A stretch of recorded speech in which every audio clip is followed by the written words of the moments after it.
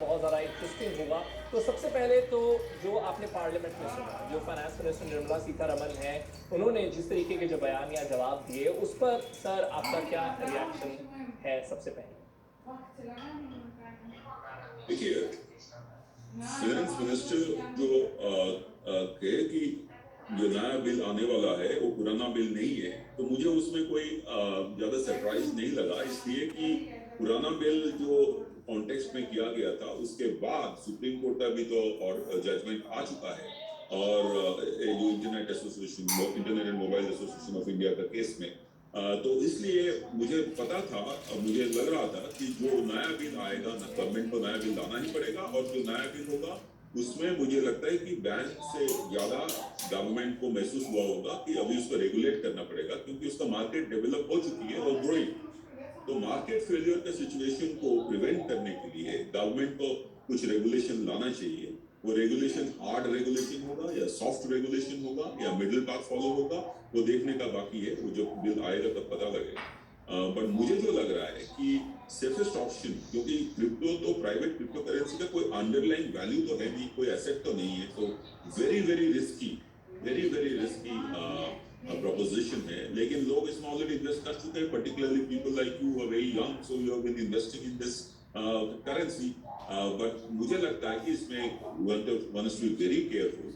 Investor education को primacy देते हुए जो फाइनेंस मिनिस्टर ने, ऑनरेबल फाइनेंस मिनिस्टर ने दोहराया, कई बार दोहराया कि और मेंबर्स ने भी एक्सप्रेस किया कि इसके बारे में लोगों को एजुकेट करने का जरूरत है, तो उसको करना पड़ेगा। और सिमल्टेनियसली जो सेफेस्ट ऑप्शन है, मुझे लगता है कि एसेट क्लास को लेके, crypto as an asset, asset proposition, उसको लेके सपोज आप रेगुलेशन करते हैं और उसको ही अलाउ करते हैं, और बाद में करेंसी का आता है, या करेंसी का सपोज अलाउ करते हैं तो हाइब्रिड, फिर उसमें रेगुलेशन का प्रॉब्लम आ जाता है। करेंसी होगा तो आरबीआई रेगुलेट करेगा, कमोडिटीज का होगा तो डिफरेंट स्टॉक एक्सचेंज है, डिफरेंट रेगुलेटर है, और अब सिक्योरिटीज है तो फिर डिफरेंट से भी आ जाएगा।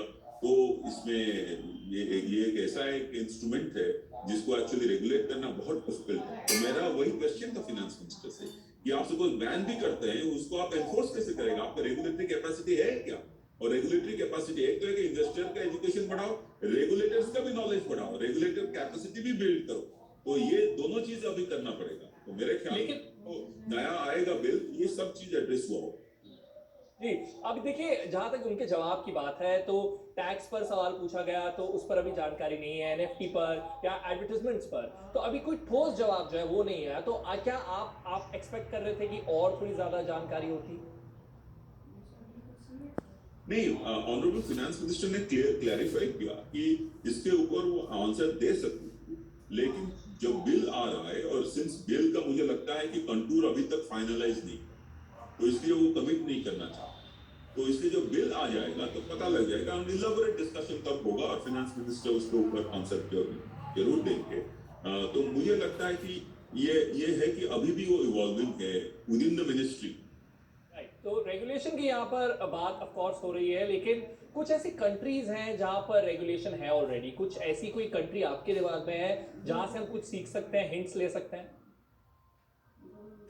मेरे ख्याल में हम सबसे मैं तो सबका स्टडी नहीं किया हूँ, लेकिन जितना जानता हूँ, जितना पढ़ाई किया हूँ, मुझे उसमें लगता है कि सिंगापुर का जो मॉडल है वो मुझे लगता है कि मॉड्यूलर टाइप है, मॉड्यूलर अप्रोच है। और उसको कैटेगराइज कर दिए हैं, और सब रेगुलेटर्स उसको each class of crypto currency को रेगुलेट कर रहे हैं। तो मुझे लगता है कि उस वो करने से इट इज लाइक, सपोज कोई बिल आ जाता है तो आप एक रेगुलेटर को इफेक्टिव डेट देते हैं कि इस दिन से वो इफेक्टिव हुआ, फिर एक साल वेट करके आप देखते हैं कि अच्छा ये परफॉर्मेंस में ये प्रॉब्लम हुआ था, तो दूसरा रेगुलेटर जब आएगा तो दूसरा रेगुलेटर को उसको मॉडिफाई कर लेंगे, अमेंडमेंट लाएंगे बिल में।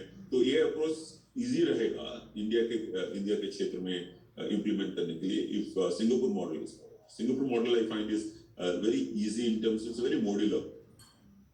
ओके, अब वहीं जहां तक बात है parliamentary standing committee on finance की, आप उसके मेंबर हैं, आप स्टेक होल्डर से मिले, आई नो वो एक प्राइवेट मीटिंग है, कॉन्फिडेंशियल बातें हैं, लेकिन अगर आप फिर भी कुछ वहां की जिसे कहते हैं वाइब अगर हमें बता पाए, या वहां क्या आपने मूड पिक किया अगर वो बता पाए? जो हमारे मेंबर्स हैं, एमपीज हैं, हम लोग पीपल्स रिप्रेजेंटेटिव हैं, तो हमको ये लगता है, और सबका वही है कि ये इतने बड़ा रिस्की इंस्ट्रूमेंट है, इसमें हम लोगों को रिटेल इन्वेस्टर्स को बोलना पड़ेगा कि ये इसमें रिस्क है, वेरी क्लियरली बोलना है। और हैविंग सेड सो कि आप इस रिस्क को लेके इन्वेस्ट कर रहे हैं, लेकिन उसमें एक रेगुलेटरी फ्रेमवर्क ये भी देना की जरूरत है, इसलिए क्योंकि वो मार्केट जो है ये बढ़ते जाएगा तो हमारा